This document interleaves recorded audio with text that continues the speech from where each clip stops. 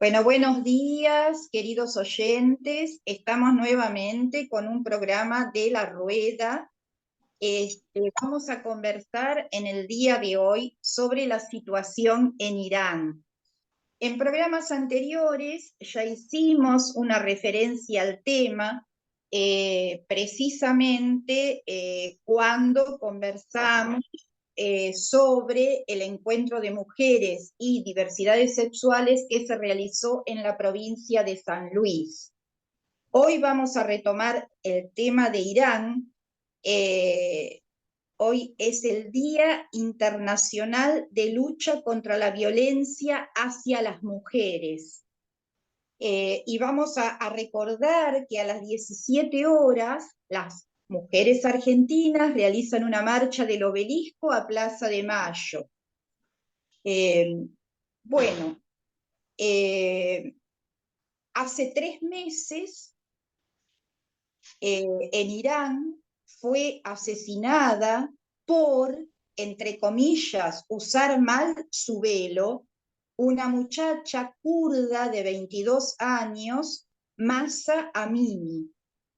A la fecha, a raíz de manifestaciones que no han parado de realizarse en estos 3 meses a partir de dicho asesinato, ya tenemos más de 340 muertos y miles de detenidos. Y según fuentes de Amnistía Internacional, el tribunal, entre comillas, revolucionario de Teherán, ha condenado a la horca a más de 20 personas por participar en las protestas, acusándolos de delitos de enemistad con Dios o guerra contra Dios y de corrupción en la tierra. Las manifestaciones se están llevando adelante con la consigna de mujer, vida y libertad. Bueno, hoy nos acompaña, como siempre, Luisa Aded, y también nos acompaña la señora Clelia Gómez del Do, directora jubilada, que ya estuvo con nosotros en otras oportunidades, que a la fecha lleva adelante junto con su hija Javiera un taller de literatura. Así que bueno, vamos a darle la palabra a las compañeras mujeres. Walter tiene ausente con aviso, pero nos mandó un texto, como siempre, que vamos a leer. Bueno, a ver, Luisa, y luego Clelia, si ustedes quieren conversar sobre el tema, explayarse sobre el tema. Buen día Liliana y buen día Clelia, un gusto estar acá con ustedes. Y bueno, el tema mío es que estoy acá conversando con mi perrito porque parece que él tiene mucho para decir, mi perrito, sobre el tema. Parece que le vamos a tener que dar el micrófono a Vincent, mi perro. Pero bueno, aquí estoy dispuesta a escucharlas a ustedes por sobre todas las cosas, porque para mí el tema de la guerra, como les decía, me bloquea humanamente. Entonces como que pongo una distancia, porque me hace mal, pero bueno, aquí estoy.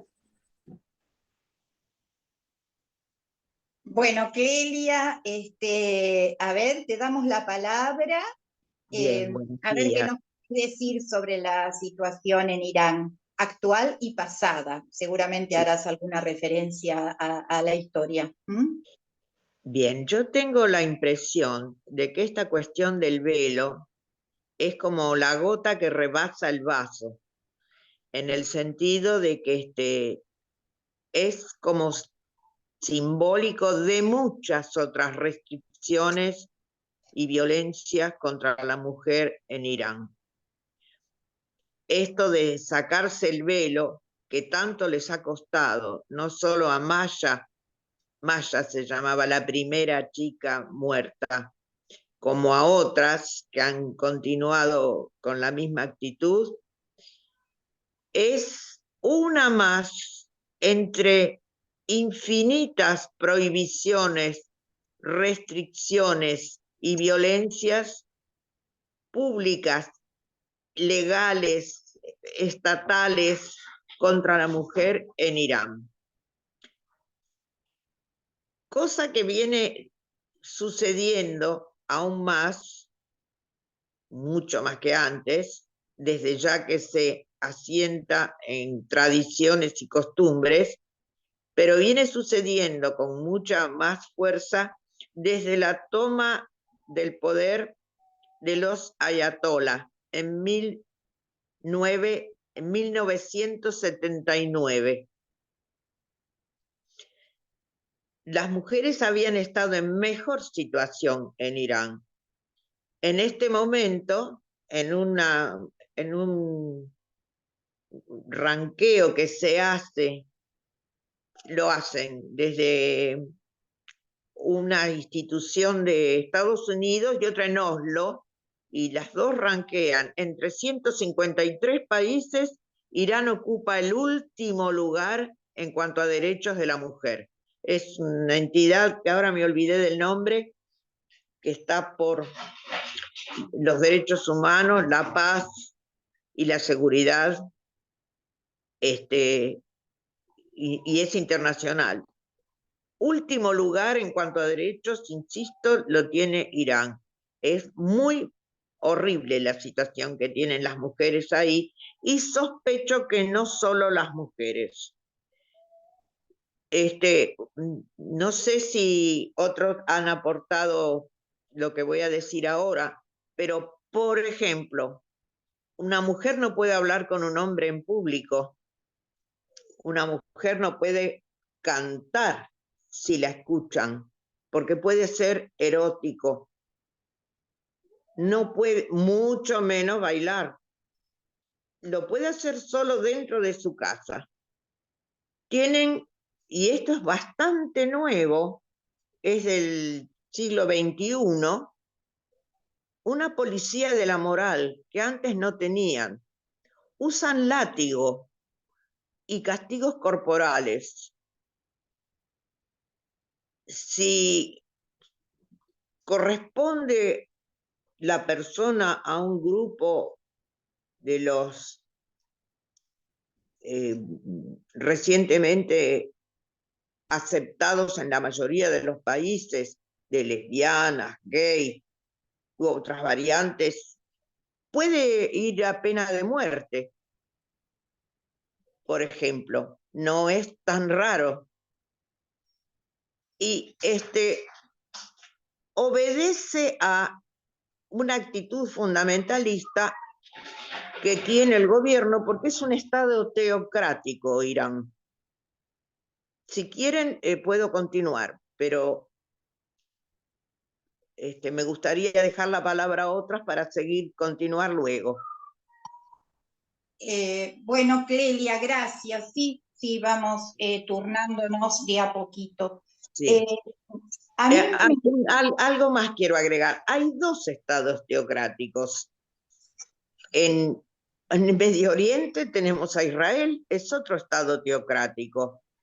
Por ejemplo, en Israel para casarse hay que pasar por el rabinato, no tienen registro civil. Y otro estado teocrático es este. Lo que pasa es que Israel no tiene encaramados en el gobierno a los religiosos. Fíjense que la autoridad máxima, solo el nombre llama la atención. La autoridad máxima es el guía supremo. Todos hablan en nombre de Dios y anda a discutirle a Dios. Sí. Bueno. Es increíble, Lili, increíble. A mí me da mucha impotencia todas estas cosas que están sucediendo. Exactamente. Parece que estamos en la prehistoria, pero cuando uno tiene el pensamiento positivo de decir el ser humano está evolucionando, nos encontramos con eso y volvemos, qué sé yo, miles de años atrás. Cuando digo, pensar que ellos cuando hablan de Dios, ¿no? También tiene que ver en cómo el ser humano interpreta las escrituras y cómo el ser humano interpreta a Dios, ¿no? Y ellos ponen a Dios adelante y por Dios matan y se justifican en eso. Eso es lo que, pero, y además, Clelia, gracias, esto de decir, el velo es un símbolo de que la mujer está diciendo basta, porque en realidad la humanidad vamos viendo que la mujer evoluciona más rápidamente que el hombre, evidentemente. Bueno, nada más quería acotar. Bueno, gracias, Luisa. A mí me gustaría retomar un poquito esto de la policía de la moral. Ah, sí. Este concepto de moral. Y yo voy a acudir a mi amigo, entre comillas, el doctor Wilhelm Reich, que es un médico en origen psicoanalista y luego, digamos, se abrió de toda esta vertiente del psicoanálisis y armó otro tipo de concepción, de teoría, de tratamiento. Él tiene un libro que se llama precisamente Irrupción de la moral sexual.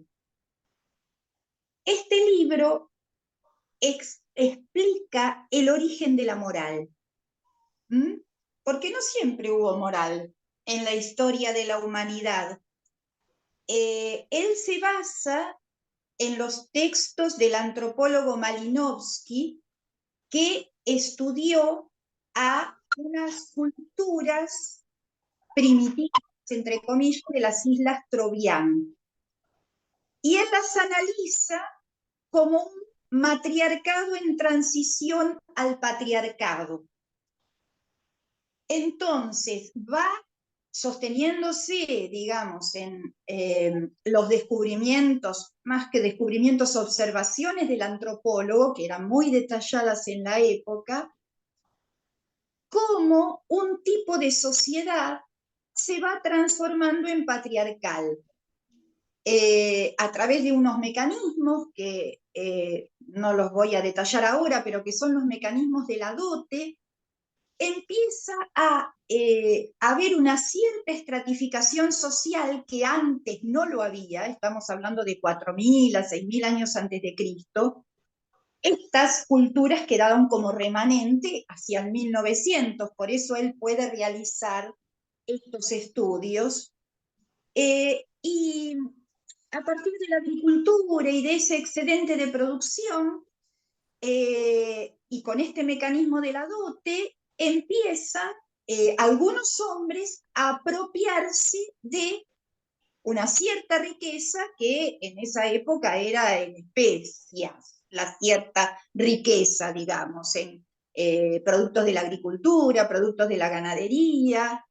Y aquí empieza la moral, la represión sexual. Es decir, empiezan a ponerse ciertas condiciones a la mujer. Esas condiciones eran fundamentalmente que tenía que acceder al matrimonio en estado de virginidad, en ese momento no para todas las mujeres, sino para algunas.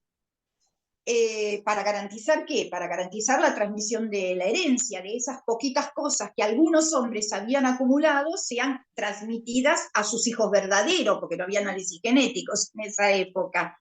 Y empieza toda la cuestión de la represión sexual hacia los niños, hacia los adolescentes y fundamentalmente a las mujeres. Y aparece lo que conocemos nosotros como moral.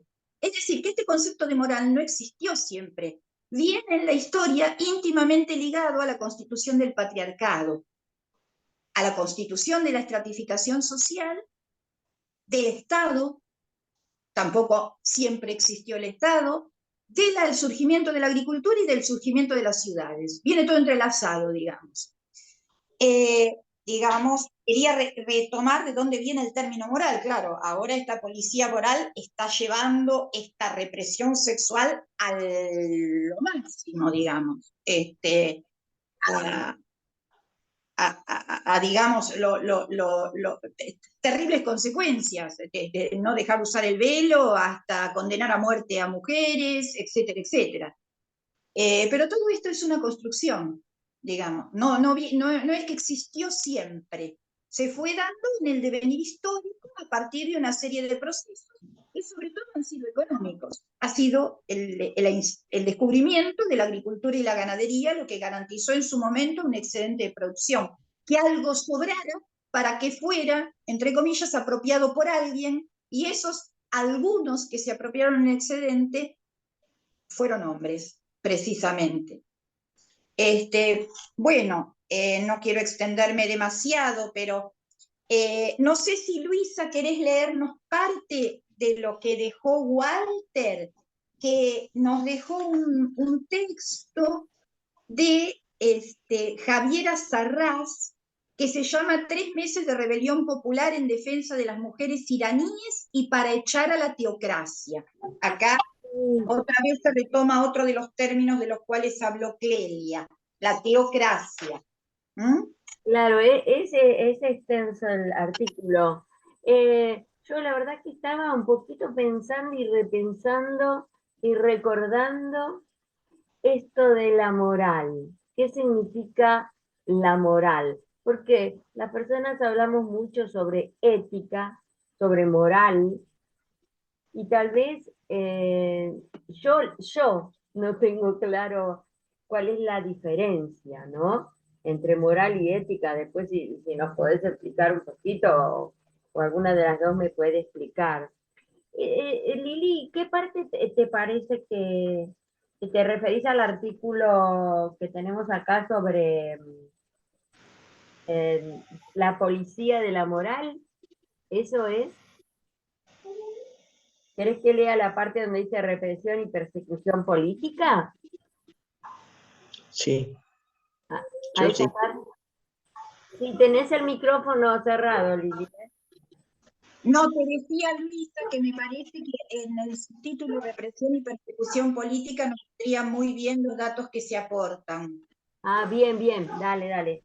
Bueno, acá en este artículo habla entonces de represión y persecución política, y dice que según la agencia de Arana, son casi 17.000 las presas y presos políticos en Irán, incluyendo casi 400 niños y 51 periodistas. La cifra de manifestantes asesinados superaría los 400. Se calcula que el 70% de ellos eran jóvenes de entre 17 y 21 años. La cifra incluye también asesinatos de niños, entre ellos niños afganos refugiados. La mayoría de los presos políticos pertenecen a las provincias de Sistán, Baluchistán, Teherán, Mazandarán, Kurdistán y Gilón. En estas ciudades, los allanamientos a hogares trabajadores se han transformado en una política sistemática. El Tribunal Contrarrevolucionario de Irán está procesando a 9 manifestantes por cargos de delito 2 puntos. Bueno, ahí habría que aclarar esto de corrupción de tierra, como es Abierto, ¿no? una confusión. Lo que podría conducirlos a la pena de muerte. Hasta ahora ya hay 3 condenados a muerte. A ver si sigue acá, ¿no? Aunque a ver, pero tengo, los tribunales no han querido revelar las identidades de los luchadores. Ahí sigue el artículo. Lo único que se sabe por ahora es que las confesiones de culpabilidad que tuvo el tribunal fueron realizadas bajo tortura. El fiscal Ali Saleh declaró en un audio filtrado a la prensa que la fuerza y adhesión que tomó la movilización de las mujeres se debe a la carestía, el desempleo y la discriminación que siente el pueblo kurdo en territorio iraní. El audio cierra señalando que hay que prepararse para las ejecuciones y las explosiones futuras que éstas puedan provocar. La crisis iraní se colocó, como no podía ser de otra manera, en el Mundial de Fútbol. La selección de fútbol iraní se negó a cantar su himno nacional en su presentación ante Inglaterra, en un gesto de repudio a su gobierno y la política represiva que está llevando adelante contra la población de su país. Las tribunas acompañaron el gesto con chiflidos y abucheos mientras sonaba la música del himno. En estas gradas se veían carteles con sentencias contra la represión y la opresión a las mujeres. Es necesario extender la solidaridad revolucionaria con las mujeres en Irán. El imperialismo norteamericano y especialmente la Unión Europea quieren sacar tajada de esta rebelión para imponer un régimen liberal de los ayatolás disidentes. La clase obrera de Irán tiene una larga historia de experiencias antiimperialistas, socialistas y comunistas. Ellas están presentes en el subconsciente colectivo en la lucha actual. Ahí terminamos, Lili, o continúo. No, yo diría de esperar un poquitito a ver qué nos puede aportar Clelia. Con respecto, digamos, nos llama la atención a nosotros que, bueno, con sus falencias estamos acostumbrados a los tres poderes, ejecutivo, legislativo y judicial, con sus falencias, esto de que te acusen de guerra contra Dios y de corrupción en la tierra, ¿no? Bueno, tiene relación absoluta con el tema de la teocracia. Nos suena muy raro, digamos, que te acusen de eso. Claro, suena a medievalismo. Así era la Europa medieval. Recordemos que la investidura del emperador en Roma, en Europa, la daba el Papa. Y se era rey por la gracia de Dios. Esto es bastante cercano, porque Fernando VII era el rey de España cuando la independencia acá, ¿no?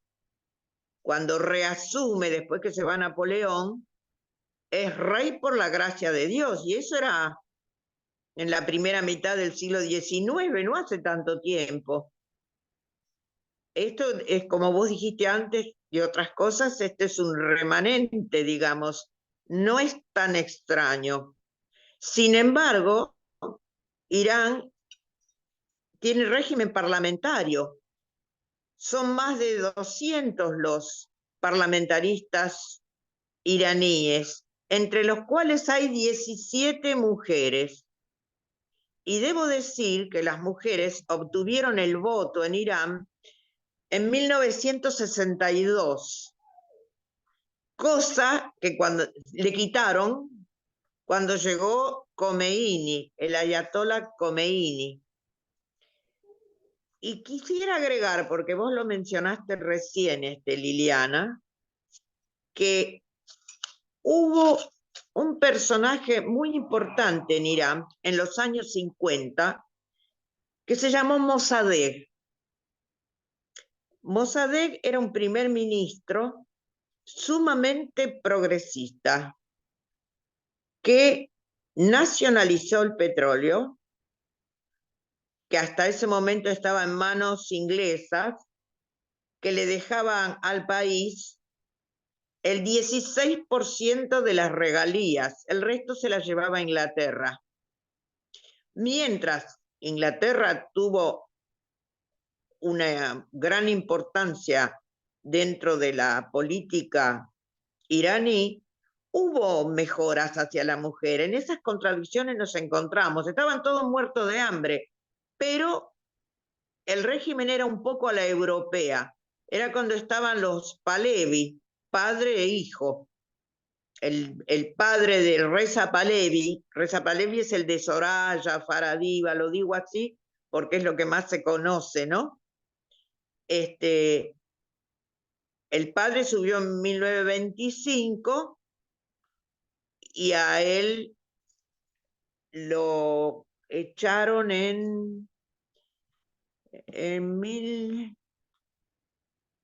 estuvo en los años 40. No tengo claro en qué fecha cayó el último Pahlavi, Reza Pahlavi, que acabó viviendo en Estados Unidos. Pero no importa. Tuvo como primer ministro a Mossadegh, que dio una serie de libertades, nacionalizó el petróleo, como dije antes, e intentó una reforma agraria. Porque 2.000 familias, más el clero, tenían la propiedad del 98% de la tierra iraní. Parece casi absurdo, pero era así. Estuvo 2 años en el gobierno. A los 2 años, un golpe militar orquestado por la CIA y el M-16 inglés lo echó abajo. 60 y tantos años más tarde lo reconoció Estados Unidos. Y no fue un golpe incruento. Cayó, fue juzgado, fue preso, era una figura internacional que no ajusticiaron, pero acabó su vida en prisión domiciliaria. Muchos de sus seguidores fueron juzgados y muertos. Y en el golpe cayeron muertas 300 personas más. No fue incruento. Esta persona sí dio muchísimas libertades a las mujeres. Algunas ya las tenían, pero eran solo para una élite. Por ejemplo, había muchas universitarias. Y un dato curioso es que hay un premio internacional que es la medalla Fields. La medalla Fields se le da al que se destaca en las ciencias. La primera mujer del mundo que gana esa medalla era una iraní matemática. Miren qué curioso. Mientras sea para una élite, no es el problema. El problema es tener sujetas a las grandes masas de personas. Y el velo, como bien dijiste vos, Liliana, es un símbolo. Hay muchísimas otras restricciones. Por ejemplo, las leyes iraníes hacen que la mujer tenga que pedir consentimiento para casi todo. Para sacar un pasaporte, para abrir una cuenta bancaria, para trasladarse fuera y dentro del país,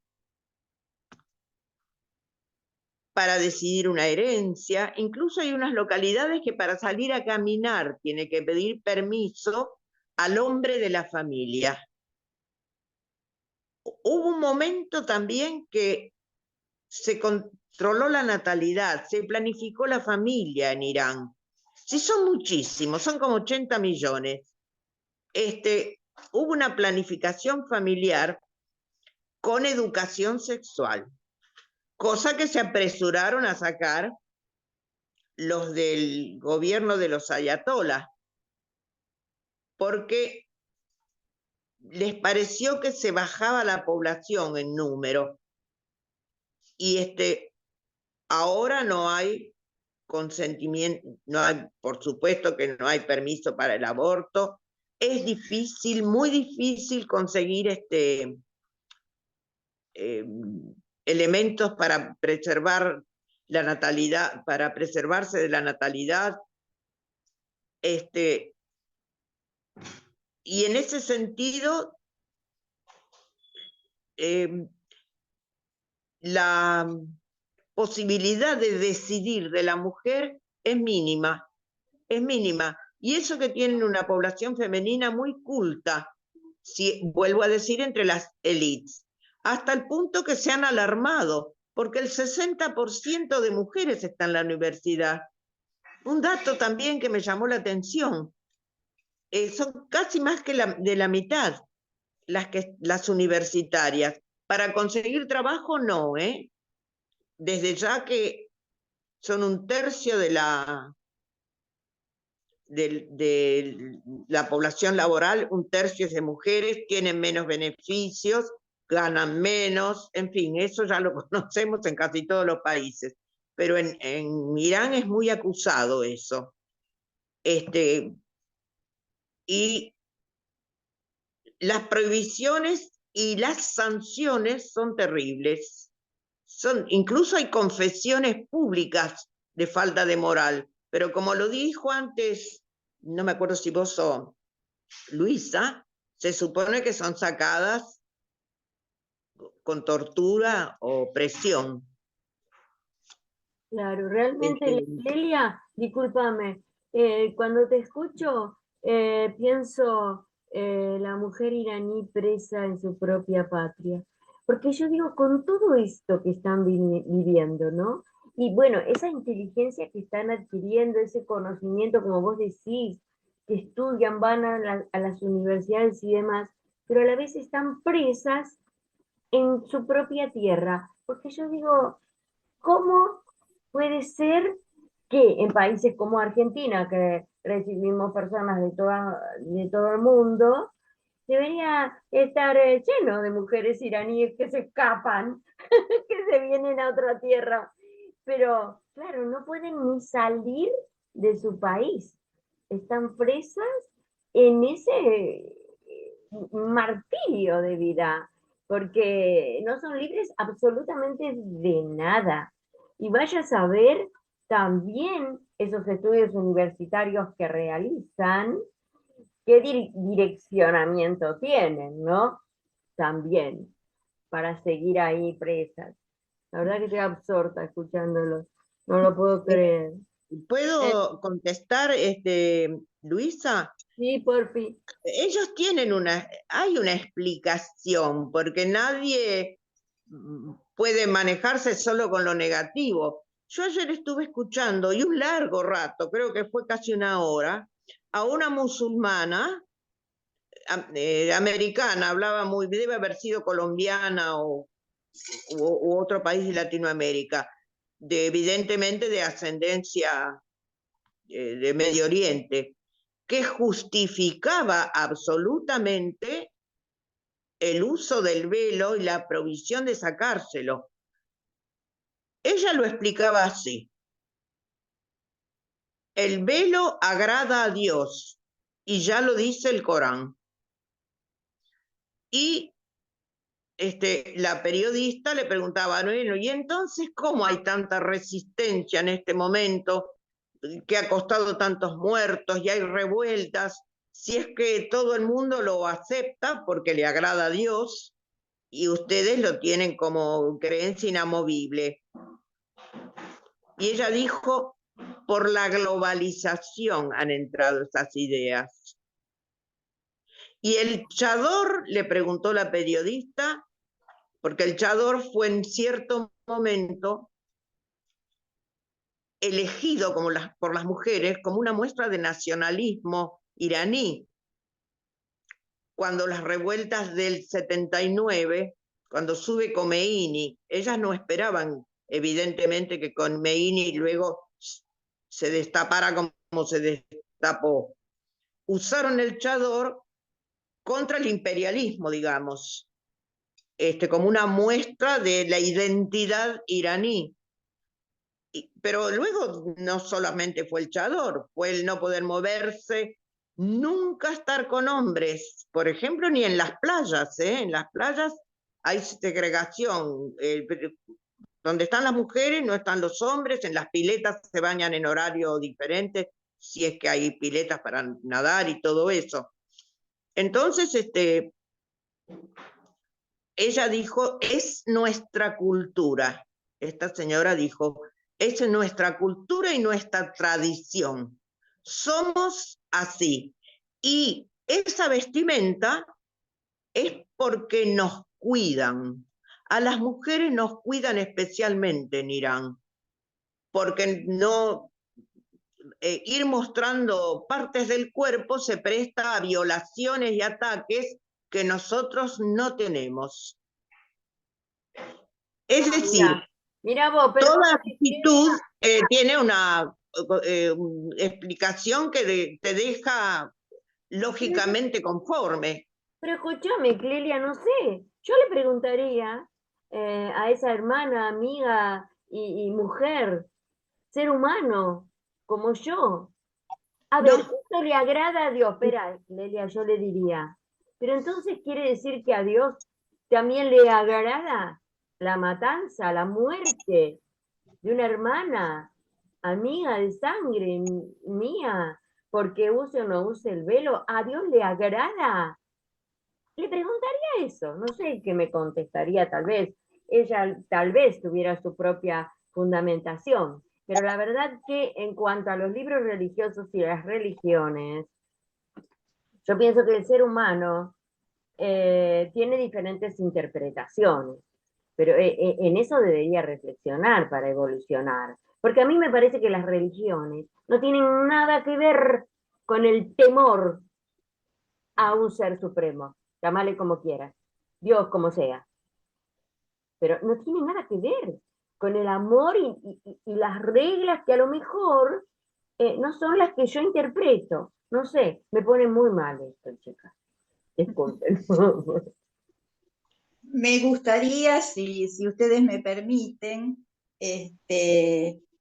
traer un poquito de psicología de masas del fascismo, de acá de Wilhelm Reich, capítulo 6, que me parece que algo habla con respecto a esto que decía Clelia. Bueno, algunas mujeres en Irán tienen derechos, sobre todo las de las clases altas, pero ¿qué pasa con la mayoría, con las masas, digamos? ¿Qué pasa con una gran cantidad de mujeres y de hombres también?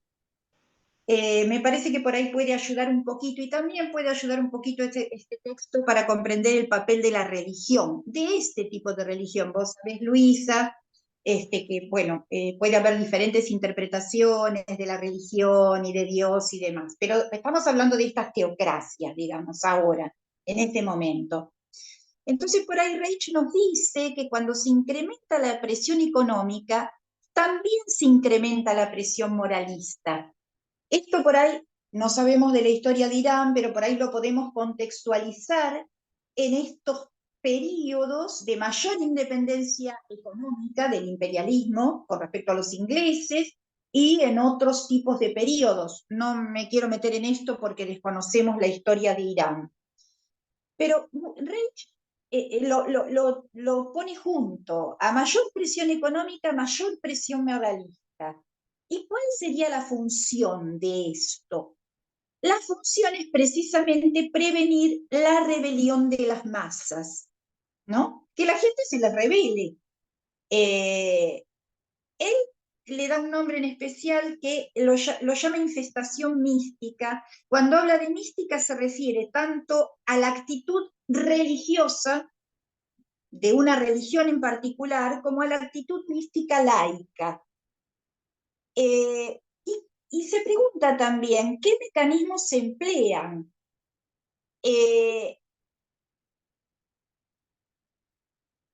Esto de qué manera se impide la rebelión. ¿Y contra qué? Contra las verdaderas causas de la miseria. Esto de la vida en el más allá y demás. Te aparta de las cuestiones del mundo terrenal. ¿Y cuál es la función de esta represión? Se sigue preguntando Reich. Provocar la humildad y la resignación también en el terreno económico. Es decir, que la gente esté sumisa, resignada, humilde, también en el terreno económico. Que no se rebele, en una palabra, que estas masas no se rebelen.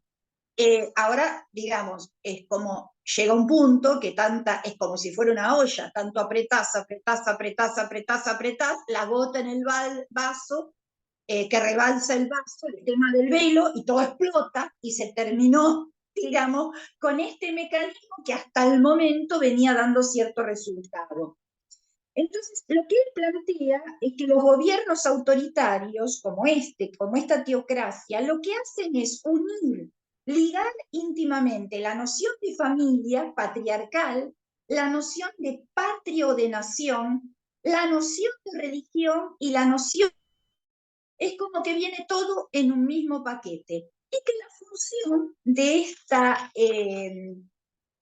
presión moralista no es ni más ni menos que contener a las masas, que no se rebelen las masas, hasta que pasa lo que está sucediendo ahora, digamos, hasta que la gente le pone un punto final a un montón de arbitrariedades por un hecho puntual, que en general suele pasar así o suceder así, ¿no? Me parece que esto ayuda un poco a entender cuál es el papel de este tipo de cuestiones, ¿no? Claro, es verdad cómo se clarifica. Y el mecanismo del miedo también se utiliza, ¿no? Para, no sé, para controlar, para aplacar, pero cuando sucede algo así me parece que es un avance. Dios, No, no, es el miedo, Luisa, es el terror, es la tortura, porque nadie se somete claro, eh, pasivamente. Después hay otro mecanismo también, Luisa. Uno es el miedo, me parece, la represión directa, lisa y llana. Y otro, como diría Pablo Freire, es la represión internalizada. Cuando las mujeres toman las voces de los hombres opresores y las hacen propias, como este caso que nos decía Clelia, que ese es el mecanismo más poderoso, digamos, cuando el oprimido habla por boca del opresor. Eso hay muchos ejemplos para abrir. Por ejemplo, hay una película muy interesante que se llama Moladu, que cuenta un hecho real y que relata cómo en los países de África Central a las niñas se les hace la ablación genital femenina, que es que se les saca el clítoris, y relata cómo las mujeres, estas que tienen el opresor internalizado, digamos, son las que llevan adelante esas prácticas. Y por otro lado muestra cómo hay algunas señoras que para proteger a sus hijas, que se escapan, se suicidan para no pasar por estas situaciones, tratan de defenderlas de esta ablación genital femenina, ¿no? O sea, los dos grupos de mujeres, las que se rebelan ante esta opresión y las otras que aceptan al opresor y hablan por boca del opresor, que eso es lo más peligroso. Esta película yo la recomiendo, Moladu se llama, es una coproducción franco-senegalesa, yo se la daba a mis alumnos, y que relata un hecho real, está basada en un hecho real, ¿no? Bueno, yo les cedo la palabra, a ver, Clelia, ¿qué nos querés seguir aportando? Luisa. para ir cerrando, Lili, un poco. A mí me Y haces acordar un montón de cosas. Esa película, por supuesto que la voy a buscar. es Moladu con doble O al final. Es Ah, una coproducción franco-senegalesa y que está basada en hechos que han sucedido. Muy claro, buena. claro, sí, sí. Atrocidades, la verdad. Salvando las distancias, recuerdo una de las narradoras que ofreció su aporte para la radio en una narración que después te la voy a pasar, que se llama eh, Pero no me pega, ¿no? Salvando las distancias con respecto a, es una mujer que va a hacer la denuncia, ¿no? Porque, bueno, su pareja la maltrata psicológicamente, pero muy mal. Y la policía femenina le dice, pero bueno, mijita, pero ¿te pega o no te pega? ¿Entendés? Y después te voy a pasar la narración, porque es cruel, todas las aberraciones que esta otra persona le produce en su vida diaria, ¿no? Subestimándola, diciéndole, insultándola y demás. Pero la policía femenina termina diciendo, bueno, anda, no tengo nada, no se puede hacer nada. ¿Te pega o no te pega? Es Lo que terrible. establece la ley contra las violencias a las mujeres, que la tenemos aquí, digamos, es un desconocimiento total, porque habla de violencia física, violencia psicológica, violencia obstétrica, violencia patrimonial y violencia simbólica. Es muy amplio el campo de violencia hacia las mujeres. Exacto. Bueno, Clelia nos comenta algo sobre esto que venimos hablando. Te quería agregar, Liliana, que hay zonas, no sé cuáles, en Irán, donde también se practica la ablación, porque Irán no tiene una población homogénea, tiene muchos grupos étnicos, aunque los iraníes no son árabes, no hablan árabe, hablan el farsi, la mayoría de población es indoaria, hay kurdos, hay turcomanos, y hay árabes también, y hay algunos lugares donde se practica la ablación. No solamente son musulmanes, porque están musulmanizados los iraníes, son de una facción musulmana minoritaria, son chiitas, enemigos jurados de los de Arabia Saudita.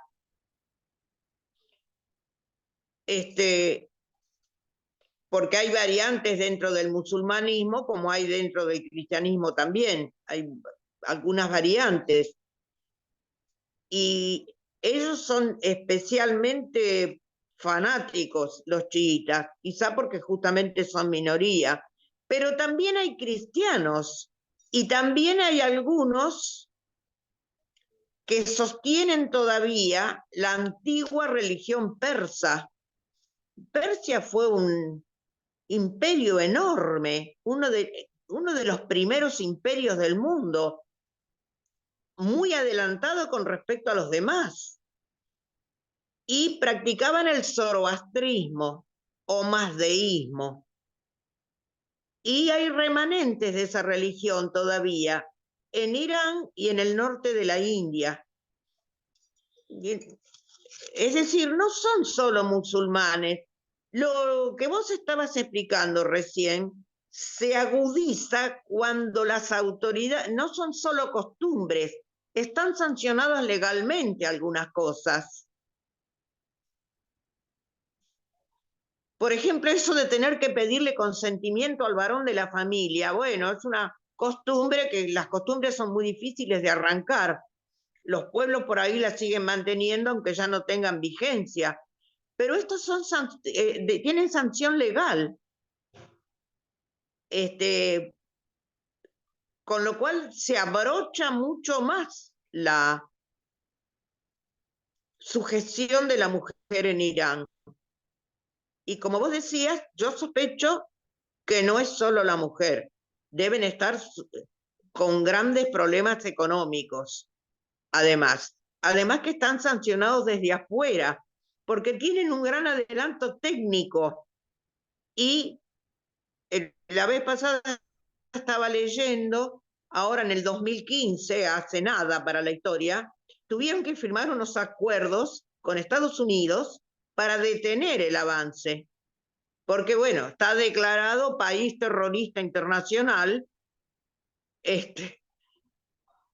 todo el mundo lo considera eso, todo el mundo, los medios de comunicación hablan del terrorismo iraní, y no pueden seguir avanzando en su adelanto técnico nuclear, que lo tienen y mucho, porque las ciencias están muy avanzadas. Insisto, es una élite es una pequeña élite, pero de mucho avance. Me hace acordar a Brasil, que tienen por ahí muy buenas universidades y muy buen avance técnico, algunas cosas para unos poquitos. Si me permitís, Para mí están al borde de una rebelión, para mí, esa es una opinión mía. Y sí. van a apretar las clavijas de una manera terrible, pero no van a poder, porque evidentemente ya se ve que no da para más esto, es como la olla a presión que vos mencionabas.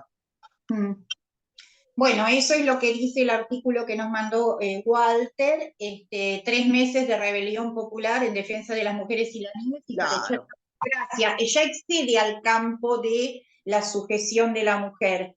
Claro. Ya queda mucho tiempo, pero quería leerles un artículo del 28 de octubre de la BBC con respecto a esto que vos decís de que no son costumbres, sino que están sancionadas legalmente. Es un caso real, ellos le cambian el nombre de una señora y dice así: la indignación de miles de mujeres, especialmente jóvenes, por la muerte de Maya Amini el pasado 16 de septiembre ya había explotado en las calles de Teherán. Se quitaban el velo, lo ondeaban y se cortaban el pelo en protesta por los abusos de la policía de la moral y las políticas patriarcales de la República Islámica. Cuando el esposo de Mina, esta es la señora que le cambiaron el nombre, para poder sacarlo en el artículo, fue trasladado al hospital con un ataque al corazón. Lograron salvarle la vida, pero desde entonces está en coma. Los médicos aseguran que es imposible predecir si algún día recuperará la conciencia, lo que representa un gran dolor para Mina, que además de tener que enfrentarse a la situación de ver a su marido en dicha situación, le abre un gran número de incertidumbres en su vida. Una de ellas es si podrá continuar con sus viajes necesarios para su trabajo. Su pasaporte está próximo a caducar, lo que indica que en pocos meses no solo tendrá que sacar uno nuevo, sino que tendrá que renovar también el permiso que según la ley le tiene que dar su marido para salir de Irán. Este visto bueno lo saca cada vez que vence su pasaporte, algo que había sido un procedimiento rutinario durante los años que llevaban casados. La joven de 16, esto es otra cosa. Obviamente es horrible pensar que tu marido te tiene que dar permiso para sacar pasaporte o salir del país, pero terminas por asumir que es la ley. Explica Mina, que puntualiza que el nuevo escenario al que se enfrenta es aún más humillante. Si su marido no está en capacidad de dar esta autorización, lo tiene que hacer su suegro o en su defecto los hermanos de su esposo. En su caso, no tiene ni lo uno ni lo otro. La única opción posible que ella baraja ahora es el esposo de la hermana mayor de su pareja, con quienes tiene una relación infernal. No se hablan. Sus cuñadas nunca vieron con buenos ojos que ella fuera una mujer independiente que viajara continuamente. Bueno, este es un caso concreto de hoy, digamos. Pero bueno, se nos acaba el tiempo. Yo creo que, como vos decís, Clelia, esto comenzó con un tema de rebelión de las mujeres y se está masificando y está tomando a todo este estado teocrático. Ojalá que puedan sacárselo de encima. Les doy las últimas palabras a ambas, porque ya estamos cerca de la hora y vamos cerrando. Bueno, Clelia. así es. Yo me voy despidiendo y me quedan muchas cosas, muchas preguntas. Sí, también. ¿Sabes qué, Clelia? Me quedó lo de esa mujer cuando nos contabas, ¿no? Que ella decía, bueno, es nuestra cultura.